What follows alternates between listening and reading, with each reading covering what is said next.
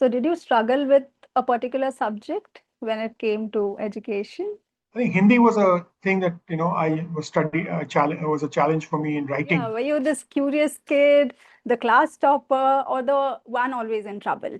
So it's very interesting that you asked this question. Second was I believe that every school and every young kid should compulsory play sports. You had chosen chemistry because you wanted to, not because of parental pressure or anything like that. You know, schools provide you the opportunity. University provides you with the opportunity. Yeah. What you make of the opportunity is what determines your ability to work. Do you think in today's time the schools are preparing students for the future of work? Start with what is Web3? So, what is Web3 and how does education in Web3 look like? Like we are talking about Web3, we are talking about AI, we are talking about blockchain technologies. I mean, all these big words, but just to make it understand to a student, what is Web3? Okay. Yes. So, you know, Web 3 is obviously there must be Web 1 and Web 2, right? Yes.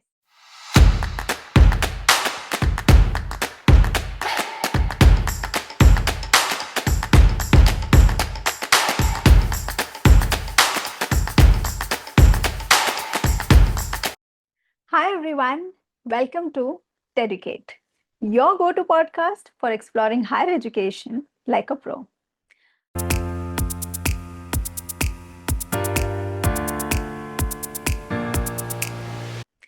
I'm your host, Anvesha, and today we are joined by someone who sits at the intersection of innovation, industry, and education.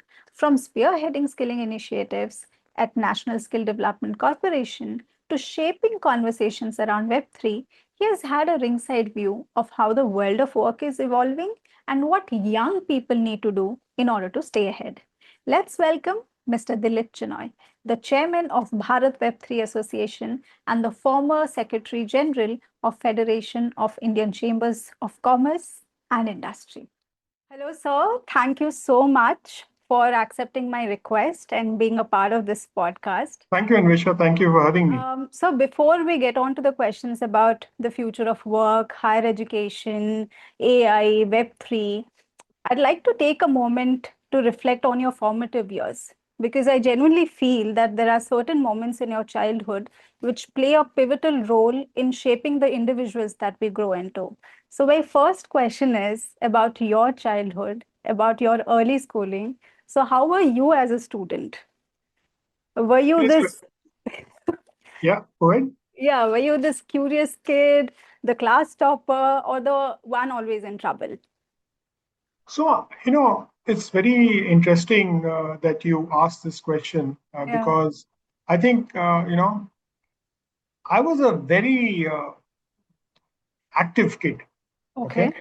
Okay. And I think my formative years really, which happened in Hyderabad, okay, in school where I was there. Yeah. And I was never the topper of the class, Mm-hmm. right? Mm-hmm. But I was always one of the most involved students Okay. in the class, whether it's during class or extracurricular activities or sports. Okay. I was very active in sports. I like to, we had the system by which, in the sixth, seventh class in school, we had the system by when, you had to compete to read the news, the world news, Indian news, the Hmm. sports news to the assembly. I used to always compete for the sports section. I was very competitive. Okay. Okay. Okay. And I don't think studies was my strong point Mhm. because possibly I didn't pay enough attention to it, but I was involved in a lot of other stuff in the middle school and senior school. One, I started operating a projector, which is showing movies to. I was in a hostel, so showing movies to the kids. Okay. I then very early on became member of the hockey team, the football team, Oh, the wow. basketball team. Also, and on Sundays, we used to have the good fortune of the cricket league being played there. So we had the likes of, Mansoor Ali Khan Pataudi, ML Jaisima, Abad Ali, all Wow. these guys before your generation, but these legendary cricketers come Of and play. course, I know about them. Yes, yes. But sometimes when they needed a 12th man or that they were out short of a person, 2 or 3 occasions I got to even play alongside with them. So it was very interesting. But yes, um, those were very important years because they taught me a lot. Hmm. Taught me leadership. I was the Navy wing. I was an NCC. I was a President Scout. I became a prefect. Wow. But a lot of other things. Mm-hmm. Um, I was never the topper of the class. Okay, I can figure out you were really good with sports. So, did you struggle with a particular subject when it came to education? Was there this maths No, or physics or I don't know? so I think I think Hindi was a thing that I was study challenge was a challenge for me in writing. Right, Hmm. speaking was not that much a challenge, right? Okay. Okay. But initially in the 10th and in the 11th, maths was an issue. But Hmm. then, I think just before the exams, I was asked to take some tutor was assigned to me. Okay. So I managed to do reasonably well. Mm-hmm. Okay. In those days, I got a decent first division. We had the senior Cambridge, Hmm. right? So again, very frankly, as far as the subject goes, I was never the topper Okay. in school in really. But I did a lot of other extracurricular activities and sports, which taught me a lot of different life lessons and leadership lessons and other things, which have actually stood me in good stead. Right, right, true. Somewhere you also answered the question about how extracurriculars are extremely important in defining you as a person. It develops your soft skills later in your life. So that's extremely important. So No, yeah. I think that's very important. I think two things are very key here. The first one was that that urge to go and read the news. It meant that when I had to finish breakfast, run down to the library, look out the sports page of 3 different newspapers, Yeah. look at the headlines, create a one-page summary, and write. So read, understand, comprehend, précis, write, and then speak in front of the assembly. A huge Yes. opportunity. And second was I believe that every school and every young kid should compulsory play sports, at least for an hour or 45 minutes every day, because that brings in a whole lot of new, kind of skills and new abilities, right? Yeah. If Right. you're in a team sport, and I was a goalkeeper, so for me, from there, I could read the game, I could read, understand what's happening. So it is a Hmm. very, very important kind of a thing. So I believe it's important, very important. Yeah. I remember MS Dhoni also started with the football team, right? He was also the goalkeeper. MS Dhoni, the cricketer, Yeah, I yeah, think. but he's many leagues beyond me. Okay, I'm not even a patch on him. So Yeah. So, sir, you did your schooling in Hyderabad, correct. Hyderabad Public School, and then you came to Delhi University because you did your graduation from Delhi University. So, how was the transition like? Because a lot of students, when they shift from one place to the other, they find it quite challenging. And this north, as in south-north combination, how was it for you, the transition? No, there was no transition because home was always Delhi. I was in the hostel in Hyderabad, Okay. right? But the transition was from a non-hostel to a day scholar, right? Mm. And again, I was more in the playing field than in the classroom in college. Uh, Okay. okay, and I used to reach pretty early. I used to get there by 6:30. I used to catch the first bus out of home, reach university, then Okay. practice, right? And then play. Initially, I was not too keen to play because of some challenges, but then I started playing, right? Okay. And then even for the college, I played 3 sports. Hmm. I played hockey, football, and basketball. And so, I was doing chemistry honors, and Yeah. I was a decent student. Mm-hmm. right? I was pretty much active on the sports field there, and of course, I did a lot of other things there. I was president of the Chemistry Society. I was one of Okay. the executive members of the union. And again, the joke was that my Hindi was not too good. So, Okay. I got up to address the college and the union time. There was some challenge. So I used a striling instead of a pulling. I said मैं गीली हो गई instead of a गीला हो गया type of thing. So it was a Yeah. big thing, and but that was something very interesting. But college life was there. We created a departmental library. We did a lot of other stuff. I was pretty active there, um, and Mm-hmm. because I was playing, I had to spend a few extra years in university because that was the norm Yeah. Yeah. at that point of time. At that time, one didn't realize the importance of that extra 1 or 2 years. I started working immediately after college. I managed to, you know, get a So job as a grade. before we get into that, tell me why chemistry? Why chemistry? I actually wanted to do biochemistry, but Okay. there was no biochemistry available. So someone said you do biochemistry, and by the time you do chemistry and Mm-hmm. do organic chemistry, by the time you finish, you'll get biochemistry. You can do that. Well, Okay. biochemistry did come in when I was in my master's, but undergraduate. There was no master's thing. And the master's, which I was wanting to do, the subject I was wanting to do, Mm-hmm. actually the further research was not available in Delhi University. And then there were some, family circumstances and other circumstances that I had to, start working. Okay. And then, I But had to. you had chosen chemistry because you wanted to, not because of parental pressure or anything like that. No, there was no parental pressure as such. Okay. Right? And Okay. one thing was that in my entire choice, of course, you know, one thing I Mm-hmm. knew that I was not going to do engineering, although one sat dutifully for the IIT entrance exam. Mm-hmm. A lot of my classmates got into IT, but I didn't take up IIT. You know, Okay.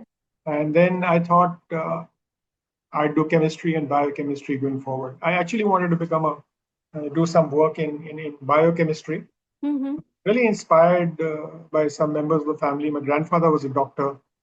so so that's the thought. But I think life had another direction for me. Yeah, that is where my next question comes. Did this degree help you in your professional life?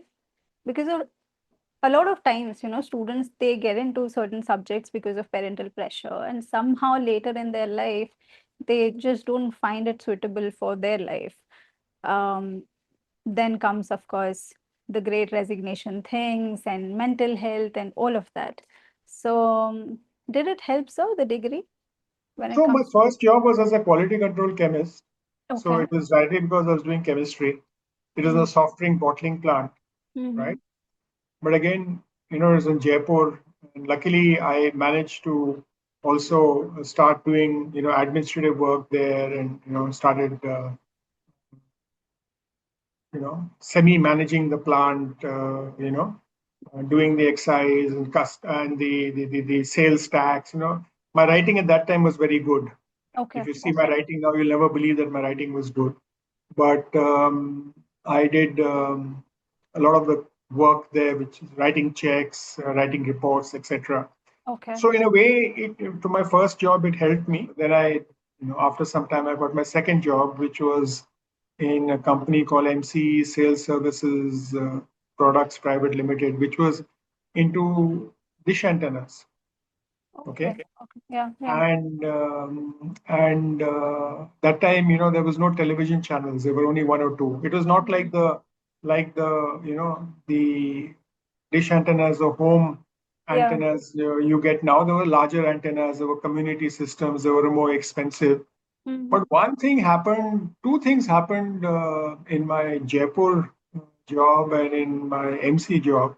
Is I Okay. got when I was working with the soft drink bottling plant, I managed to visit almost all the districts of Rajasthan. Okay. Go Okay. to all the, there are the RTTC hotels, the other hotels, went to a lot of markets. It gave me a lot of exposure to the rural countryside, which also I got during playing hockey, right? Because Mm-hmm. you went to places like Satna, Katni, all Right. different places in the country to play hockey. So it gave me a lot of exposure. And MC engineering also gave me a lot of exposure. There was a time I traveled from Vizag to Karwar on a two-wheeler, or Hyderabad to Kanyakumari on a two-wheeler and back. I went to a lot of industrial establishments. I went to every chemical plant, every cement plant, every, tire plant. So science has helped me. Science Mm-hmm. helped me. Um, am I using chemistry? Did I use chemistry in MC? No. Then after that I joined CI. Did I use chemistry? Possibly not, but a lot of what I learned in school and in college and different things, right, Yeah. Yeah. Yeah. helped me True. later on in life. True, true, sir. So, for students who are dreaming of careers into policy making or governance or nation building, what kind of college experiences they should actively look out for? There is one thing which the subject that you choose, Hmm. right? Okay. Hmm. Hmm. That's your choice. Right. Choose a subject that interests you. Okay. A lot of people were saying if you're looking at public policy or looking at work, do political science or do something like that. Yeah. But I do economics or things like that. It it's your choice on what subject you do. But I Right. think more important is to to see you take that opportunity to see the country, to actually look at people. What's their class composition? Where do they come from? What's their college composition? Where do they come from? Take up leadership roles. Be like I said, I was the president of the chemistry society. I was also part of the union. I Right. didn't stand for the union. And of course, you play sports, right? But you could be part of the debating society. You could be part, other different societies there. But choose dramatic society. Choose some extracurricular activity. Choose the NCC or NSS, or choose something and do things beyond the classroom. And always take an opportunity to learn. Right. Right. And if you want to be into public policy, then you need to have some core skills: the Hmm. ability to read, the ability to understand, the ability to to receive, the ability to write, and ability to communicate. So anything which enables you to do this and helps you in that process, you should look out for, right? Yes, today's day and age, marks are important. So, you can't, we were lucky, or we were a generation where, 65 was a good, 66 was a good Yeah. percentage in school. Getting a decent second division in your undergrad was considered okay. Hmm. But of course, it's more difficult to score marks at that point of time than now. Yeah. But I would say that as kids, possibly my example is a bit out of whack for everybody, because But if you pay attention to what you want to do, and attend classes, you know, prepare well. Okay? But at the same time, do other stuff which enables you to prepare for life outside the classroom. You must read papers, must read So, magazines. so one question that I don't have here, which is your favorite newspaper? Which is my favorite newspaper? Wow, I get three newspapers at home, and I read a fourth online. Hmm. But the first newspaper, I read in the day is Indian Express. Then I have Hindustan Times and Times of India. Then I look at either Mint, Business Standard, or ET online. Okay, one economic paper is a must. Do you think in today's time the schools are preparing students for the future of work? Like we see all these evolving industries, we are talking about AI, we are talking about the Web3, we are talking about the blockchain technology. Do you really think the schools in India are preparing students for those industries? So if I look at it, schools provide you the opportunity. University provides you with the opportunity. Yeah. what you make of the opportunity is what determines your ability to work, Hmm. right? If you I mean, if you say, okay, I'm only going to study, Hmm. right? Hmm. And my aim is to really study. My aim is to get 90 odd percent, crack the IIT exam, get into engineering or get into medical or, and then get into management or whatever. That's one stream, right? Right, right. And irrespective of which school you are in, irrespective of which college you are in, irrespective of which university you are in, that opportunity is there. Mm-hmm. The second thing comes in, are you going to develop soft skills? Are you going to develop other skills or other attributes, right? Mm-hmm. Uh, which you need to use and be ready for a work role, right? But Okay. given the preparation for work, right, it Mm-hmm. depends what you want to work in, Mm-hmm. what work you want to do. Other thing is that whatever you take up, whatever you want to do, try to enjoy it. Try to make work lovable. I think education gives you the opportunity. What you make out of it and what you actually do is whether you're employable or not employable. Some people have this view, and some people have written that not every person in the country has the same opportunity. And I think that's where we need to work together to ensure that every person in every school in the country or every college or institution, higher education, has the same opportunity. What they make of the opportunity is different. A lot of new technology, right? And when I speak to engineering students and when I speak to other people, the challenge is that what you learn in the first year of engineering, given the rapid pace of changing, or the second year of engineering, may become obsolete by the fourth year or fifth year, Okay. right? But that doesn't mean that that was not relevant, because in that you must try and understand why they developed that principle or that learning or that theorem or that rule or that subject in the time it was discovered, because at that point of time it was cutting edge, right? Now something else is cutting edge. So Yes. if you start looking at it from that way rather than just, I can't mug anything up. I can't, for me, it's very difficult to remember stuff and all, Mm-hmm. by rote. I need a connection. Right. So if you look at it that way, then it is good.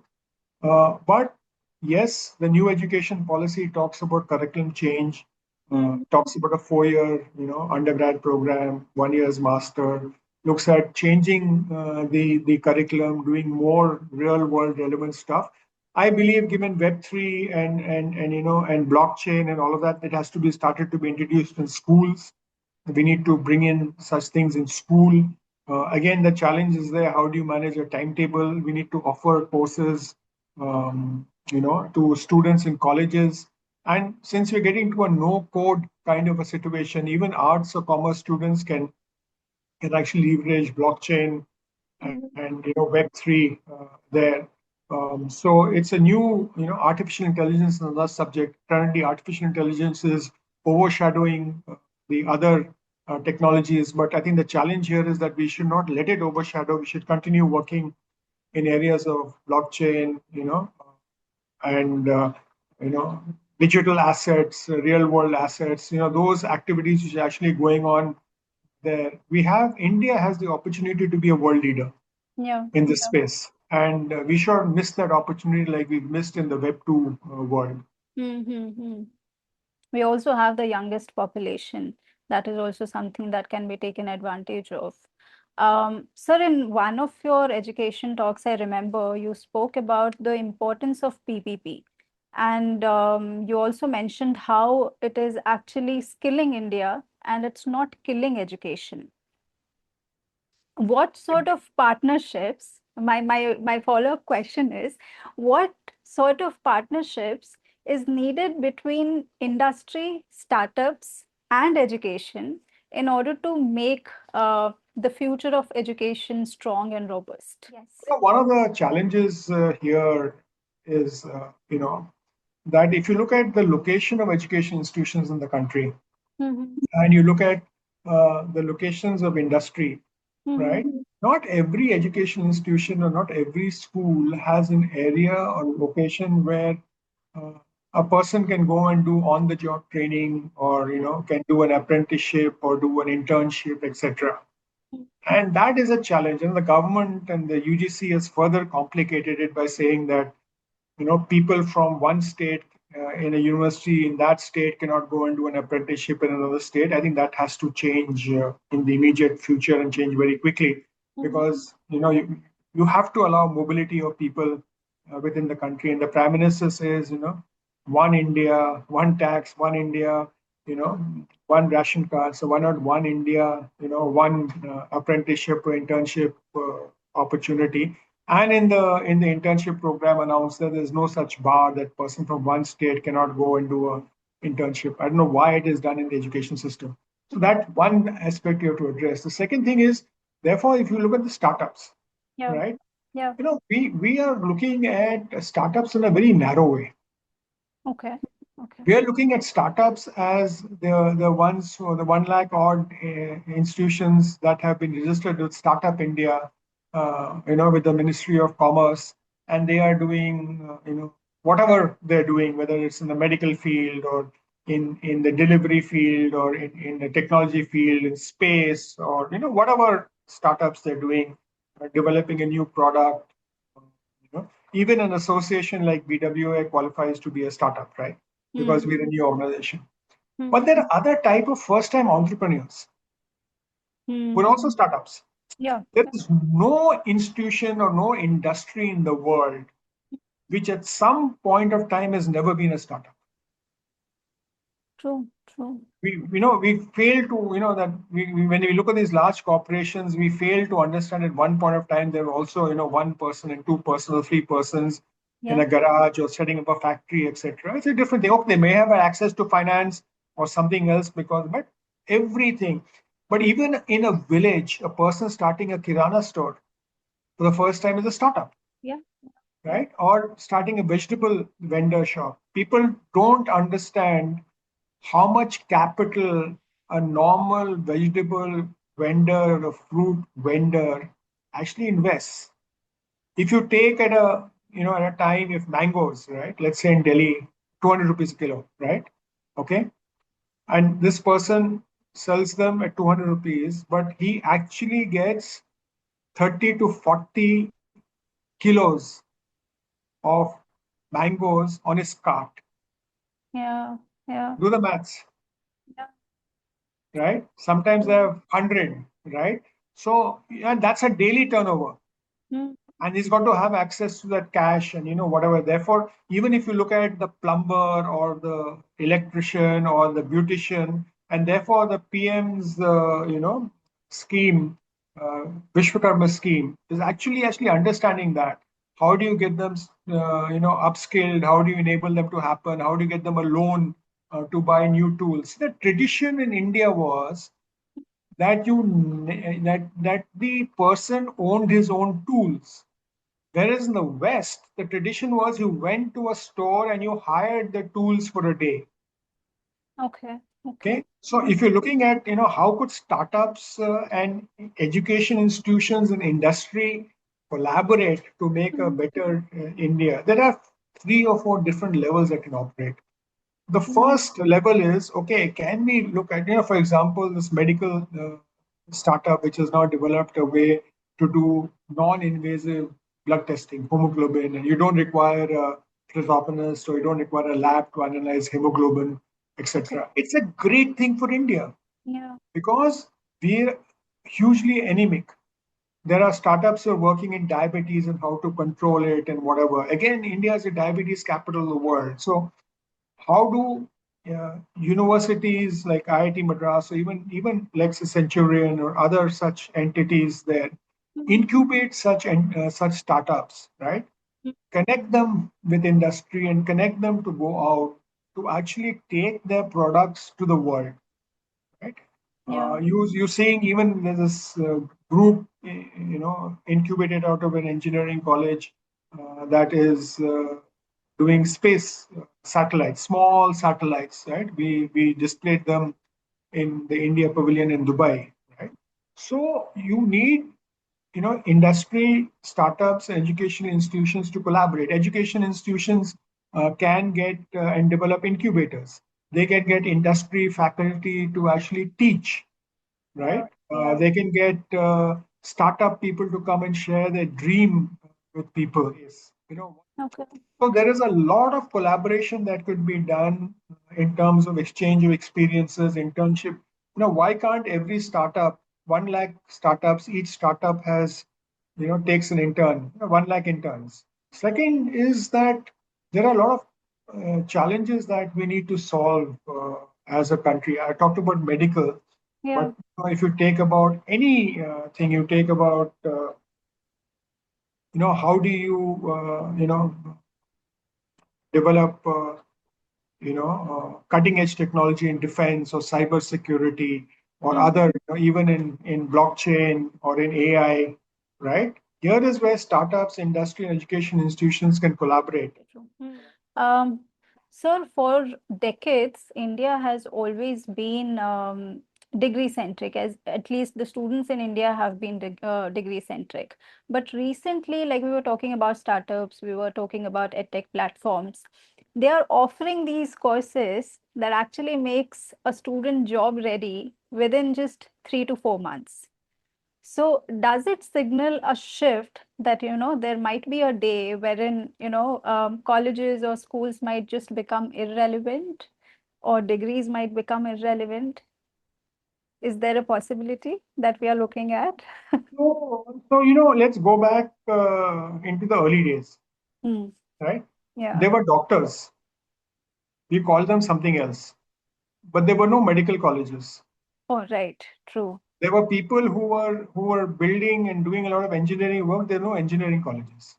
Yeah. Yeah. True. Okay. Yeah. Right. You actually didn't go through law college in England to get your degree. You went to the bar. You sat at the bar. Okay. True. Now, as society evolved, we got engineering colleges, we got medical colleges, we got law colleges, we got education colleges. Right. Okay. Mm-hmm. Right. In the 30s, right? Yeah. Indian women didn't know how to run homes, so an institution was founded in Delhi called Lady Urban College, right? Okay, that was to teach. It was not a college at that time. It was Lady Urban. They called it a college, but it trained women how to run homes because they didn't know how to run homes. It later graduated into college, later became home science, there. Yeah. So, when you're looking at the evolution of education and the importance of this thing, so it, engineering was a B tech, right? Mm-hmm. Okay. Yeah. Yeah. I Okay. remember. So, it has evolved over the years. So you might have, people are talking about B walk, etc. Mm-hmm. But what happens now if you're into the coding world or if you're into the Web3 world or if you're into any other world, people look at your skills, what the skills that you have. Mm-hmm. See, what happens is there are two key aspects why the degree is important. And this is more of a colonial legacy that is there, Mm-hmm. right? You can't sit for the UPSC if you don't have a degree. Mm-hmm. Okay. Right now, because of the recognition of prior learning in others, the UGC is looking at certain changes, but Yeah. still you need a degree. Every government job or every private sector job, people will say that we need a degree. The Mm. basic entry level is degree. Therefore, people will get a degree, whether it's a commerce degree or even I did a degree because they said you better do a degree, otherwise you're not going to get a job. Okay. Okay. So all the job interview, which degree did they do? Okay, fine, you played sport. What's your degree? Yeah. Why did you take 4 years? Or why did you take 7 years? Or whatever Yeah. uh, it Yeah. is, right? So, one, as long as that mentality is there, Mm-hmm. degrees in education system are not going anywhere, Okay. right? But if you're looking at the type of requirements that a startup wants, right? Okay, right? A lot of the world's famous startups didn't finish college. They started Yes. their entity in a garage, etc.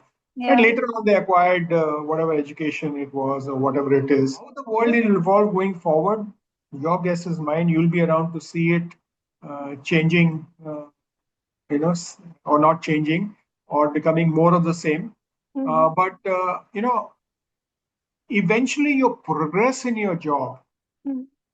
and the way you excel in your work is not necessarily dependent upon your degree. It is dependent on how you understand the subject, how you work, how you contribute to the organization. So I Yeah. think the way that you're going to get a qualification, the way that this is going to work will significantly change. And people are going to value you on your knowledge and your ability to do stuff rather than the plain vanilla degree going forward. Again. So I just Yeah. came up with some interesting questions on different student discussion forums about Web3. They are quite simple, but I feel they are also relevant. To start with, what is Web3? So, what is Web3 and how does education in Web3 look like? Like we are talking about Web3, we are talking about AI, we are talking about blockchain technologies. I mean, all these big, big words, but just to make it understand to a, a student, what is Web3? Okay. What is, yes, So, you know, Web3 is obviously there must be Web 1 and Web 2, right? yes. So Web 1 was the original email where you could only read. Hmm. People will not understand, but originally you could only send messages that you could read. You Yeah. could not reply to it or you could not do it, you could read. Hmm. Then came read and write. You could read and write and you could, communicate, Yeah. right? Yeah. Now in Web3, right? And the data which was actually done, or, let's say if you use a Web 2 product, right? Hmm. A Hmm. Web 2 product is YouTube, a Web 2 product is Facebook, or a Web 2 product, uh, you know, could be, WhatsApp and, other things, right? Okay. Um, where, a centralized agency Hmm. controlled all the data, had access to your data. You did not have access to your data. For example, if today you want to leave, you have a 5,000 followers on Facebook. If you leave Facebook today, you can't take your followers with you. It's gone. Right. Yeah. Or if you have, so many people on your who are subscribed to your YouTube channel, if you leave your YouTube channel and start a new channel, there's no way those subscribes automatically migrate to your channel, Like right? something that happened with TikTok when Whatever, TikTok yeah, was banned. whatever. Yeah, Right. in Web3, it is a decentralized operation. Okay. So Hmm. a Web 2 application would be a Ola or Uber, Okay. where I put my demand there. Ola connects me to a driver. The driver gives a significant amount of, I pay the driver, but a significant amount goes to the intermediary that then to the driver. A Right. Web3 decentralized application is Hmm. Drive. Okay. They Okay. were in Bangalore, but because of certain issues, they're no longer there, but they're operating, let's say, in Dubai, Mm-hmm. where the driver and me are connected directly. And the driver only pays a subscription, little bit of a subscription to Drive to be on the platform. But Okay. the fare is agreed to between the driver and me, and that's it. Yeah. So the Web3 world is a decentralized kind of a technology. It's Hmm. IT technology based on smart contracts using layer one and layer two chains, and you build on chains, right? Okay. To enable that to happen. And you read, write, and own your own data. Right. So when it comes to the traditional mode of education, the authorities are the colleges, the universities. Those are the ones who actually issue the mark sheets and the credentials. When it comes to Web3, who's the authority? So it's very interesting, Yeah. right? Yeah. You run a course, right? Hmm. Hmm. If you're the authority, if I'm a student of yours, if Mr. and one of your viewers wants to authenticate my degree, they always to come to you. Okay. If you change my degree, right? There's no way I can do anything, Yeah. right? Yeah. Now in a Web3 space, the Hmm. copy of my degree would be held in multiple nodes. And if anybody wants to verify, it's not necessarily you have to verify. Any one of the people who are nodes who can verify my data. So if you are only open from 9 to 5 and somebody is open from 5 to 9, then it's available 24 by 7. Okay. So Hmm. the way it happens in Web3 is Hmm. that if any transaction is being done, right? it has to be approved by a certain number of people depending on the rules of the community. It's a community. It's like Got your, it. let's say, it's like a village panchayat has to approve it. You know, it's very simple. AI also works on some of the same principles, Yeah, right? yeah, yeah. But how do you validate that AI is true? So blockchain and AI are complementary technologies there. So there are this whole validation thing is actually much. There is not dependent on one person. There's no centralized person. Getting to learn so much. I'm getting so excited. So what I can understand from this discussion is Web3 is making education so easy and flexible. So if there's a student who is learning certain skills, maybe from YouTube or certain education apps or some independent projects, will these skills be accepted by the colleges, or maybe later when he or she gets into a job, will they accept it? So I think the changes happened 2 months ago, 3 months ago. I was Mhm. fortunate to be part of a committee which talked about recognition of prior learning Mhm. in colleges, right? Okay. And even with the with the government mandated, they have this YouTube, or they have their own learning channel, right? Mhm. Swayam, right? Mhm. The UGC has actually said that up to a certain percentage can be learned online. And now they've augmented that, and the recognition of prior learning is that you can also do these online courses and other courses, and as long as you get as long as you get a certification that is validated, etc. Again, Web3 can play a great role here. Mhm. You can accumulate credits and get the equivalent of a degree. So our answer to your question is yes, we Okay. can do it. The Mhm. challenges are that the current way that the industry is or the education sector is there, that you pay for a whole semester, you don't pay for classes. So the whole way that colleges and universities actually operate will have to change going forward. And you can you are technically allowed to do 2 degrees in parallel now, right? Mhm. But then, what's the fees? You can do courses in different colleges, but the fee structure and all that will all evolve going Right. forward. Right. So you spoke about as long as you learn, as long as the student learns. This is also one of my concerns while reading so many articles about Web3.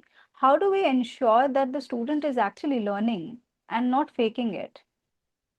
And what is like, there's certain, like when it comes to schools and colleges, and when it comes to education, there's a certain standard, there are certain, um, foundation on which we have been taught about certain things in schools and colleges. What is the foundation here in Web3?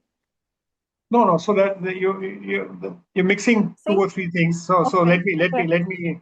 Sure, So please, please. Yeah. okay. Uh, Huh. if you've used EdTech or Yeah. Web3 technology, or use the metaverse to learn something, right? Okay, Mm. right. Metaverse is nothing but a simulator. Yeah. Okay, Mhm. digital twin, right? Now the challenge comes out whether you go to a regular university. You could do a regular university. The universities and universities, you could not attend classes, you may not give the exam, but you can land up with a degree or whatever it is, right? Mm. There are such instances that are being bought out here. I have not seen anything like that, so I'm not aware, but people have talked about it, right? So there is one, if we understand how the system works, and the system works as it's supposed to work. Let's not talk about the people, the small percentage of people who try to game the system, or do something there. Okay, Mm. they will eventually be caught out, right? Yeah. But to create the system to allow 0% deviation or 0% misuse is making it too complicated. In a time when the Prime Minister talks about the ease of doing business, or Mm. the ease of living, right? Why are making it complicated? Why are making the ease of education and the ease of skilling so complicated? Yeah. Today, people are not understanding how complicated it is to do skilling. The Mm. amount of compliances you have to do, the amount, I mean, after the education, after a degree, no one has to give, 3 years or 2 years, pay slips and all for validation whether he's going to be a job or the other. Yeah. So the Yeah. complications that they have done here is far too difficult and far very difficult to comply with, rather than creating a system where you encourage things here, and people will stop gaming. Eventually they'll find out if they game the system and they get into a job, Mhm. either they won't be able to perform and the employer will Yeah. Yeah. find out, and then that education institution or that particular thing will word of mouth will spread, okay, don't touch these people, etc., etc. Mhm. Right? And if you have the decentralized system, then you have a way of feedback into it where the guys will say that, this is a challenge. So, it's an issue here. Mhm. So, True, true.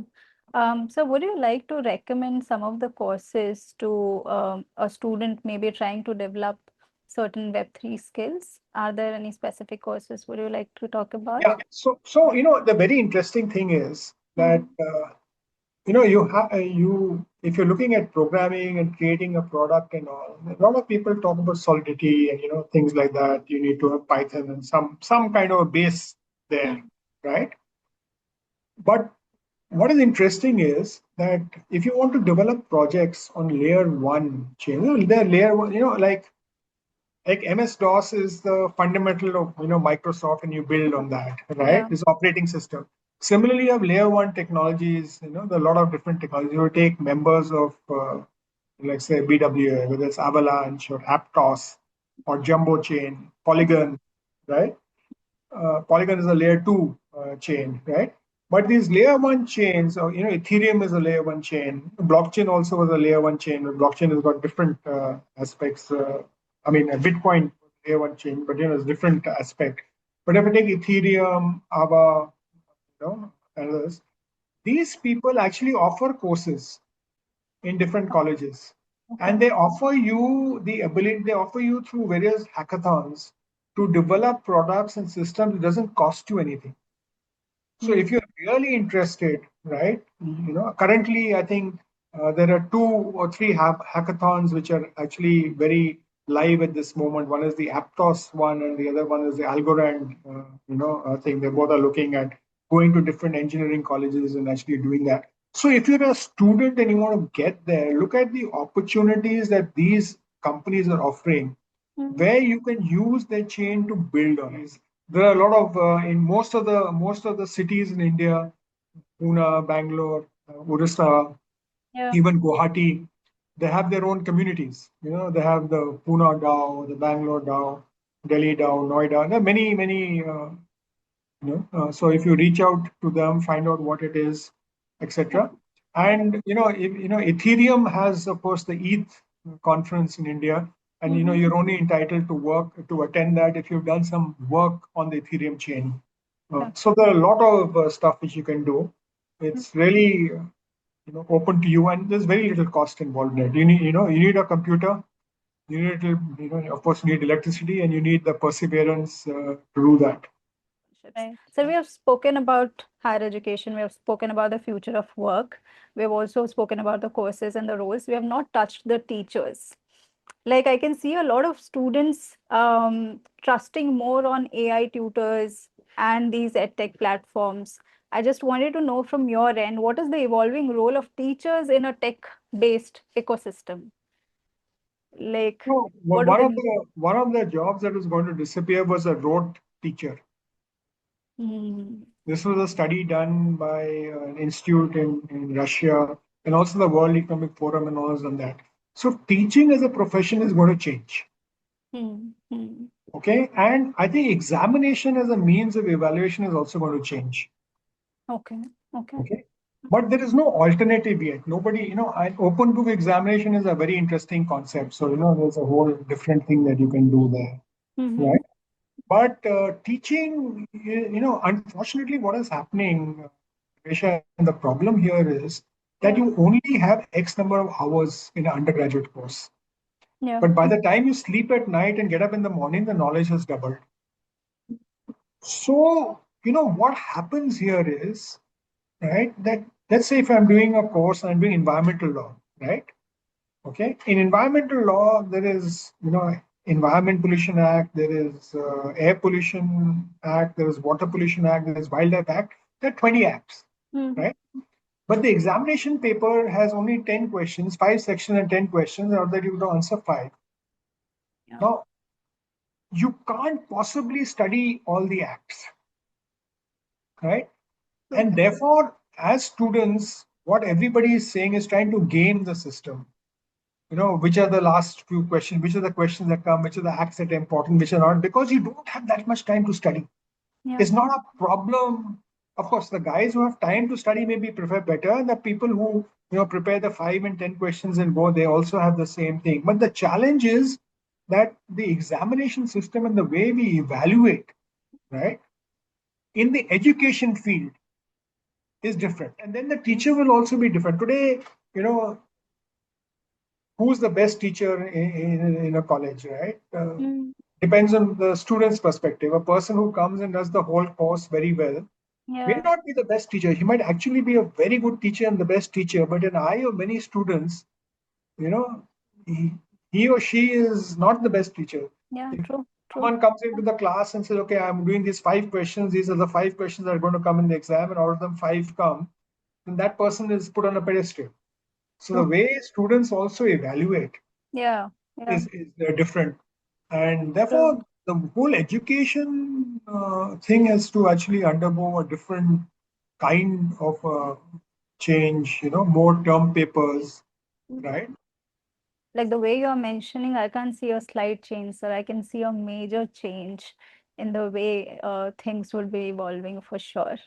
Uh, yes, so you were saying something. No, so it happens slowly. So it's like, you know, having a frog and boiling the water rather than putting a Mm, frog in the boiling water. So, but eventually there'll be a new student will come into the wholly changed system.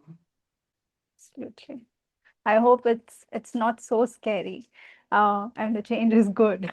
So this actually brings me to the end of the main conversation, but not to the end of the episode. For all my guests, I have this super fun segment in my episode, which is the rapid fire round. You know, sir, what is a rapid fire Yeah, yeah, round is? You yeah, know, I ask you these volley of questions, and whatever first comes to your mind, you need to yeah, reply with yeah, that yeah, immediately. Shall we yeah, start? yeah. Yeah. Okay. First question, Web3, job creator or job killer?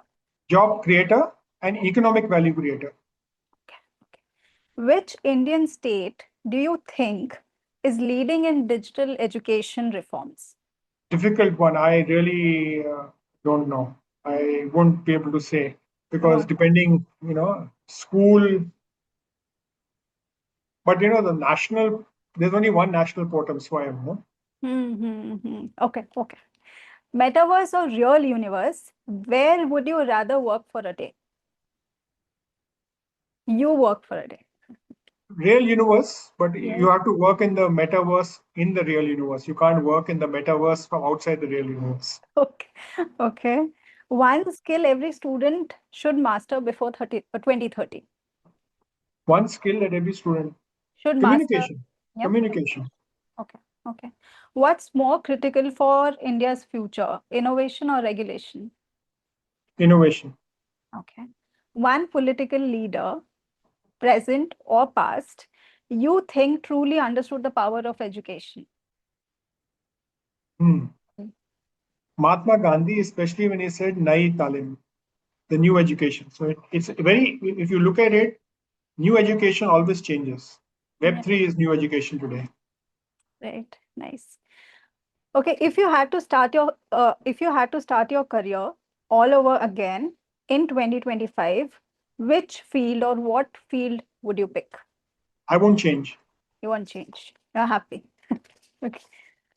What's one book or podcast every future focused student should check out? Actually, it's very interesting. It changes every day. So if I look at, something which I'm reading now is the Technological Republic. Oh, nice. Okay. Nice. And last few months ago, I read Read, Write, Own by Chris Dixon. Before that, I read The Metaverse, right? Okay. Okay. So I think, depending on what you are doing, Hmm. depending on which subject you are, right? Right. Yeah. Okay. If you're doing podcasts, and what's the latest in podcasts? Okay. Hmm. Hmm. Someone written a book or something on YouTube or whatever it is. So Yeah. depending on what subject, but I happen to be reading this at this point of time, other than law. Okay. If you could redesign the Indian school system overnight, what's one thing you would change immediately? Redesign. Deep? No comment. It's No too big a comment. submission. Okay. Are we overhyping or underestimating the potential of AI in education? We are we are under understanding the Okay. potential of AI in education. Nice. A young entrepreneur or innovator who recently met you and impressed you? No comment. I met too many. It'll rub a lot of figures. Okay, sir. That brings me to the end of the episode. Thank you so much for joining me today. I know you've got a really busy schedule, but I don't have a busy schedule. It's just that you know yeah, but thank you so much for saying yes. I believe in empowering people. So if you see my WhatsApp line, it's actually empowering people. So good to Explain that. spend this time with you, and all the very best to you. Thank you so much, sir. And to all my listeners, it's the time to say goodbye. I'll be back soon with yet another exciting episode. Till then, this is your host Anvesha signing off from TEDucate, where we decode education, careers, and everything in between. Thank you so much, sir. Thank you so much for joining.